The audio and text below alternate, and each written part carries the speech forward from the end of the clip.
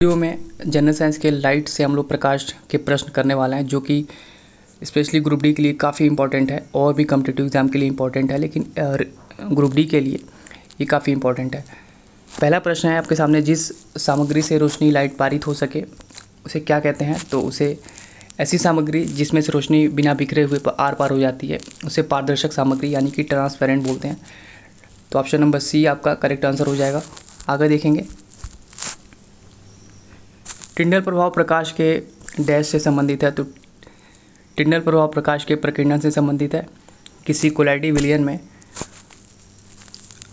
उपस्थित कणों द्वारा प्रकाश का जो प्रकीर्णन होता है, इस परिघटना को टिंडल इफेक्ट बोलते हैं। और ये जो प्रभाव का नाम है जॉन टिंडल के नाम पे पड़ा, इस चीज़ को ध्यान रखेंगे, जॉन टिंडल के नाम पे पड़ा। चलिए आगे देखेंगे, निर्वात में प्रकाश का वेग कितना होता है?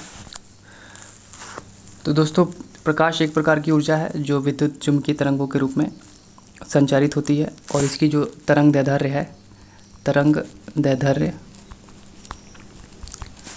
वो होती है 3900 एंगस्ट्रॉम से 7800 एंगस्ट्रॉम के बीच। 7800 है और यह 3900। ठीक है, इस चीज़ को ध्यान रखेंगे। और प्रकाश की चाल विभिन्न माध्यम में अलग अलग होती है। निर्वात में बात करें तो निर्वात में 3 × 10⁸ मीटर पर सेकेंड होती है। वहीं जल में बात करें तो जल में होता है 2.25 × 10⁸ मीटर पर सेकेंड। तारपीन के तेल में बात करें तो तारपीन के तेल में होता है 2.04 × 10⁸ मीटर पर सेकेंड। कांच में होता है 2 × 10⁸ मीटर पर सेकेंड। चलिए आगे देखेंगे, प्रकाश का क्वांटम सिद्धांत किसके द्वारा प्रदान किया गया? तो प्रकाश का क्वांटम सिद्धांत मैक्स प्लांक ने दिया। ऑप्शन नंबर बी आपका करेक्ट हो जाएगा। चलिए नेक्स्ट देखेंगे, रंग का विचलन कोण सबसे कम होता है। तो लाल रंग का विचलन कोण सबसे कम होता है, और लाल रंग को रक्तवर्ण भी कहा जाता है। इस चीज़ को आप ध्यान रखिएगा, रक्तवर्ण भी कहा जाता है। चलिए, तो आपका करेक्ट आंसर हो जाएगा ऑप्शन नंबर डी। ऐसी वस्तुएं जो खुद प्रकाश उत्पन्न नहीं करती हैं उन्हें क्या कहा जाता है? तो ऐसी वस्तुएं जो खुद प्रकाश उत्पन्न नहीं करती हैं उन्हें अप्रदीप्त वस्तुएं कहते हैं। ऑप्शन नंबर सी आपका करेक्ट हो जाएगा। और ऐसी वस्तुएं जो स्वयं प्रकाश उत्पन्न करती हैं उन्हें प्रदीप्त वस्तुएं कहते हैं, जैसे सूर्य, लालटेन, जलती हुई मोमबत्ती इत्यादि। चलिए आगे देखेंगे, किस साल में ओले रोमर ने इतिहास में पहली बार प्रकाश की गति को मापा था? तो 17वीं सदी के मध्य तक धारणा यह थी कि प्रकाश का जो वेग होता है वो अनंत होता है, परंतु सितंबर 1676 में रोमर ने बताया कि प्रकाश का तीव्र वेग होने के बावजूद परिमित है, और उनके द्वारा सुझाए गए तरीके पर जो प्रकाश की गति ज्ञात हुई वो 3 × 10⁸ मीटर पर सेकेंड ज्ञात हुई। तो आपका करेक्ट आंसर हो जाएगा 1676, ऑप्शन नंबर बी। चलिए नेक्स्ट देखेंगे, अंतरिक्ष यान से अंतरिक्ष यात्री को आकाश डैश दिखाई देता है। तो अंतरिक्ष यान से अंतरिक्ष यात्री को आकाश काला दिखाई देता है, क्योंकि अंतरिक्ष में क्या होता है, वायुमंडल नहीं होता है, इसलिए यहाँ पर जो सूर्य की किरणें हैं अलग अलग रंगों में विभाजित नहीं होती हैं। दोस्तों, ये क्वेश्चन आप देख सकते हैं सारे एग्ज़ाम में पूछे गए हैं, चाहे ग्रुप डी हो, एनटीपीसी हो, रेलवे जेई हो, एएलपी हो, टेक्नीशियन हो, तो ये बहुत इंपॉर्टेंट है सारे।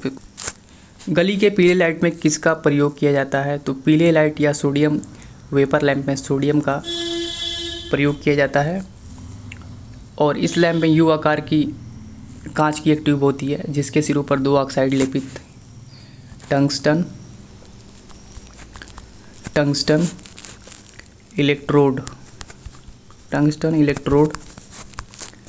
होते हैं, तथा सोडियम धातु के दाने और नियान गैस भरी होती हैं। तो आपका करेक्ट आंसर हो जाएगा ऑप्शन नंबर डी, सोडियम। चलिए आगे देखेंगे, किसी माध्यम की प्रकाश को परावर्तित करने की क्षमता को इसके डैश द्वारा भी व्यक्त किया जाता है।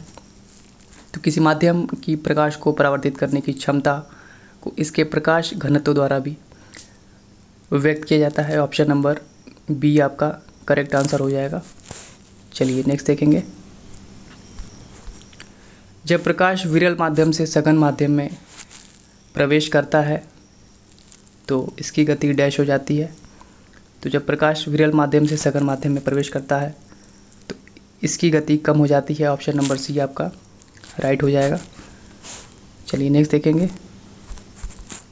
बादलों का रंग सफ़ेद डैश के कारण दिखता है। और बादलों का जो रंग है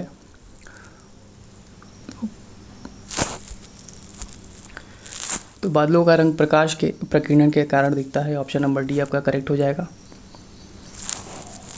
चलिए आगे देखेंगे।